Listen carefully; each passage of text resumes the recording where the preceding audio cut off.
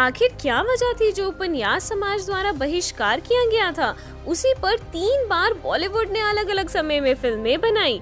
क्या थी देवदास से जुड़ी एक सच्ची कहानी? नमस्कार दोस्तों, मेरा नाम है श्रिया अरोरा। आप सभी का स्वागत है हमारे YouTube चैनल बॉलीग्रास स्टूडियोज में, जहां हम आज बात करेंगे एक ऐसे उपन्यास के बारे में जिस पर अलग अलग भाषाओं में फिल्में बनाई गई थी। देवदास 1935 की बंगाली फिल्म है जो प्रथेश बरुआ द्वारा निर्देशित और शरत चंद्र चट्टोपाध्याय के उपन्यास देवदास पर आधारित है। शरत चंद्र चट्टोपाध्याय के उपन्यास पर आधारित देवदास भारत की सबसे ज्यादा बार बनाई जाने वाली फिल्म है जो कालिदास के भागलपुर से जुड़ी है। इसी पर शरत चंद्र चट्टोपाध्याय ने 1901 में देवदास पर उपन्यास लिखा था। ये उपन्यास 1917 में प्रकाशित हुआ था। आपको बता दें कि भागलपुर के लोग, विशेष रूप से पुराने समाज के लोग, अब भी दावा करते हैं कि देवदास के पात्र वास्तविक थे। देवदास भारत के साहित्यिक इतिहास का एक विचित्र अध्याय है, उपन्यास और फिल्म दोनों के रूप में। लेकिन इससे पहले कि हम देवदास की खोज शुरू करें, बात करते हैं इस पर बनी अलग अलग समय की फिल्मों के बारे में। पहला 1928 में, दूसरा मौन युग में और तीसरा 2002 में। क्या इन सभी प्रस्तुतियों को एक फिल्म के रूप में देखा जा सकता है जो हमारे स्वाद के साथ हमेशा बदलती रहती है? एक उपन्यास के रूप में देवदास समकालीन समाज द्वारा ठीक तरीके से अपनाया नहीं गया था। उन दिनों में भोर लोग के बंगाली बाबुओं की किताब को अलमारियों में रखना तो दूर की बात है, इसे पढ़ना भी गलत माना जाता था। तो समाज द्वारा बहिष्कार किए जाने पर भी ये उपन्यास बॉक्स ऑफिस पर आखिर कैसे सफल हो सका? बंगाली, हिंदी, असमी, उर्दू, मलयालम और तेलुगु में देवदास के फिल्म रूपांतर बहुत सफल रहे। आपको बता दें कि पाकिस्तान में देवदास को 2 बार उर्दू भाषा में बनाया गया, 2015 और 1965 में भी। सबसे दिलचस्प बात तो ये है कि 2015 में पुणे स्थित national film archive of India को बांग्लादेश फिल्म आर्काइव से फिल्म का पहला टॉकी वर्जन मिला था। इसे 1935 में बनाया गया था। ये पहला टॉकी संस्करण केवल बांग्लादेश में ही उपलब्ध था। भारत में उपन्यास के बाद कहानी 1928 में शुरू हुई, उस पर नरेश मित्र की मूक फिल्माई गई थी। फिर 1935 में देवदास को प्रथेश बरुआ ने निर्देशित किया और 1955 में फिर से बिमल राय ने।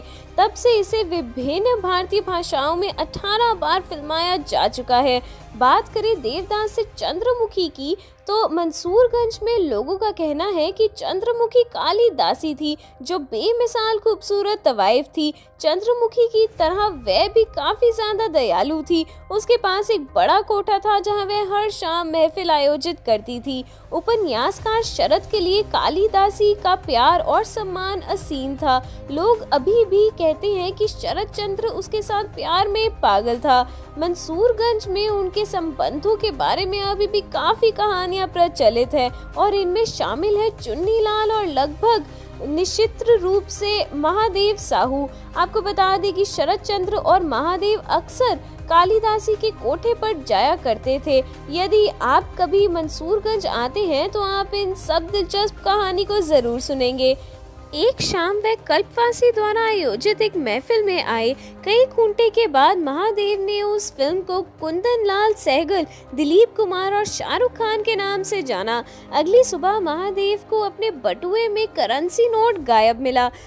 शाम को शरत चंद्र कालिदासी के कोठे पर अकेले आया और उसने बटुआ वापस करते हुए उसे बताया कि उसको इतना पैसा उस बदनाम बस्ती में नहीं लाना चाहिए। धीरू शरत चंद्र का बचपन का दोस्त था। आपको बता दें कि शायद वह पारो थी जिसके साथ वह अक्सर झगड़ा करता था और खेलते समय लड़ता भी था। लेकिन बंगाली टोला में कुछ का दावा है कि शरत की बचपन की दोस्त राजबाला वास्तव में पारो थी। वही राजबाला की शादी भागलपुर में शरत के लंबे अनुपस्थिति के दौरान मुजफ्फरपुर के एक व्यक्ति से हुई थी। भागलपुर लौटने के बाद जब शरत को राजबाला की शादी के बारे में पता चला तो वो मुजफ्फरपुर भी गए। वह देखना चाहता था कि शादी के बाद उसकी सुंदरता में कोई अंतर आया है या नहीं। ये भी माना जाता था कि पारो निरुपमा थी, जो नफर भट्ट नामक एक उप न्यायाधीश की बेटी थी। शाम को दोनों प्रेमी युगल एक नियमित रूप से मुगल खंडहर खंजरपुर में फतेह जंग के मकबरे में विशाल लॉन का दौड़ लगाया करते थे। शरत निरुपमा के लिए एक जैसे ही शाम का अंधेरा होता था, बांसुरी बजाते थे। आपको बता दें कि यहाँ तक कि वास्तविक जीवन में देवदास काफी ज्यादा रोमांटिक था। देवदास का सबसे प्रसिद्ध संस्करण 1955 में निर्मित किया गया था और बरुआ की 1935 फिल्मों के सिनेमेटोग्राफर द्वारा निर्देशित भी किया गया था। सबसे यादगार रूप से उनके संस्करण में दिलीप कुमार व जयंतीमाला के रूप में चंद्रमुखी और सुचित्रा सेन पार्वती के रूप ने बहुत ही सुंदर प्रदर्शन प्रदान किया था।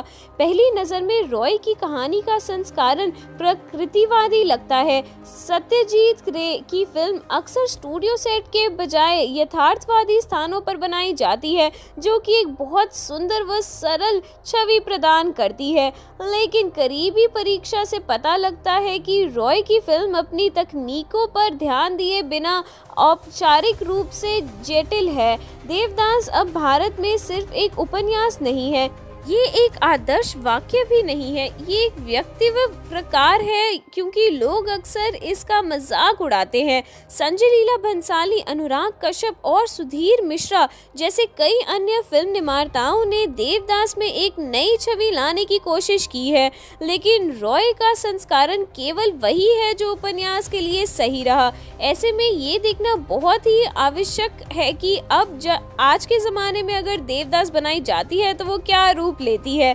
चलिए आज के लिए बस इतना ही। अगर आपको हमारी ये वीडियो पसंद आई हो तो उसे लाइक और शेयर करना ना भूलें और हमारे चैनल बॉलीग्राज स्टूडियोज को सब्सक्राइब भी जरूर करें। आज की स्क्रिप्ट राइटर है कृति शर्मा। बहुत बहुत शुक्रिया आप सबका।